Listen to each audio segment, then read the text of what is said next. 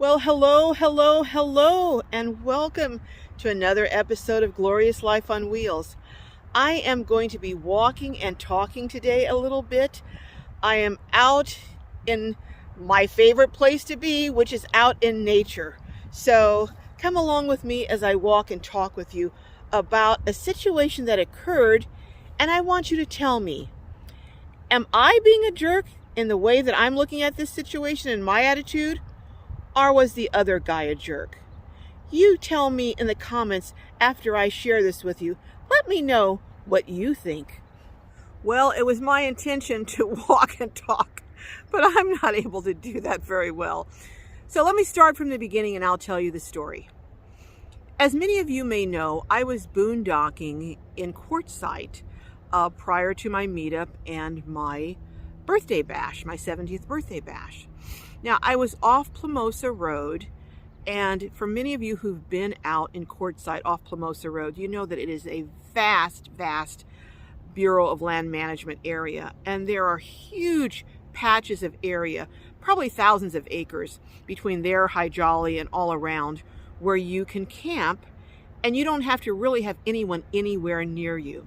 So that's setting up what the scenery was like where I was.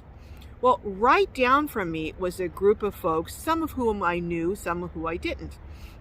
And they had been camping there for a little over a week, maybe 10 days, and they were getting ready to leave in a couple of days. Well, they had been inviting me to come down because every night they had the most fabulous, fabulous food. They had a huge kind of campsite that they had set up with maybe, 11, 12 people. A couple Class A's were kind of on the border from the path or the road that went through the Plumosa campgrounds. And so they had it kind of in a circle. So you could clearly see that it was a group of folks that were camping together. So finally on this particular day, I was going to be leaving soon. So I thought, I need to make it over there. They were having a spaghetti dinner. They invited me over. They had like a huge white tent that had been set up, and all their cooking stuff and tables and everything was in the tent. And so they invited me over for the spaghetti dinner. So I'm over there sitting down, talking with some people, and they had some music. Now this was jazz music, and this is important later on in this video. It was jazz that was playing very low. Now, we're kind of in the center of the group. To the right was the speaker in front of a van that the person who owned the speaker also owned that van. So as we're sitting there, a man comes from the left. Now, he had parked next to this group days after they had been there. So they're already there. They're already camping in a group. Now, literally hundreds of, if not thousands of acres of open space where you can camp, including patches that were as big as a football field where you could be and there would be no one around you. But he comes and he parks maybe 10 feet from where they're all camped. So as we're sitting there talking, he comes over to the group, and I'm sitting with the group, and he says, I'm parked downwind from you, and because of where I'm located, your music, I can hear it. So we're all looking at him. I'm thinking, well, so move. But I don't say that because, this is one time I'm going to stay in my lane and I'm going to mind my own business because it's not my encampment. So he says, and I really would like for you to turn your music down. Can you turn your music down so that I won't have to hear it? Now, is it just me or is this guy loony? You have hundreds, if not thousands of acres you can park at. You come and you park right next to a group that the entire time that they were there, there was always someone there during the day. There was always a group around talking. There's a fire going. There's music going. Now, the music was not loud. When he came over, the music wasn't loud. In fact, where we were sitting, you could hear the music, but you couldn't really hear it really well because it was, again, to the right of us. We're in the center, and he's parked to the left. So if we can hardly hear the music, he's downwind from us, but it's disturbing him. Now, I should note that this wasn't at 10 o'clock at night. It wasn't at 9 o'clock at night. It was at 4 o'clock in the afternoon. That's right, 4 o'clock in the afternoon. So I'm looking at this guy and I'm thinking, I'm just thinking, what's wrong with this guy? And I'm looking around to see if anyone else is feeling this way. And they're kind of looking a certain way, like also. But she says, the person whose speaker it was, she goes, not a problem, I'll turn it down. And then he starts again, yeah, because, I'm downwind and I can hear it. And, I'd really like you to turn it down. Again, it was mellow jazz that was very low. So then he leaves, she goes and she gets her speaker and she brings it over to where we are and she turns it down. But then she's starting to think about it and we're talking about it. The whole group now is talking about it. Now, to me, I think he was being an absolute jerk. That's my feeling. Do you feel that way? Or do you think that I'm being the jerk for feeling that way? Put some comments down there, would you? This is how I would have handled it. And I'd like you to tell me, do you think I'm right or wrong?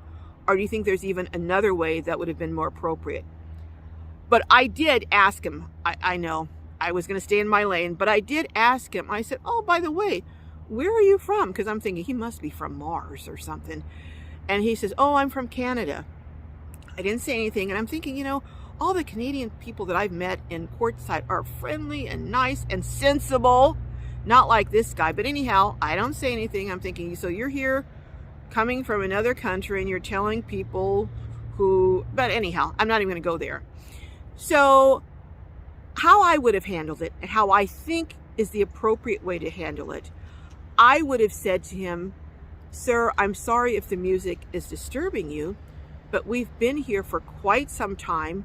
We've been playing the music like this well before you came.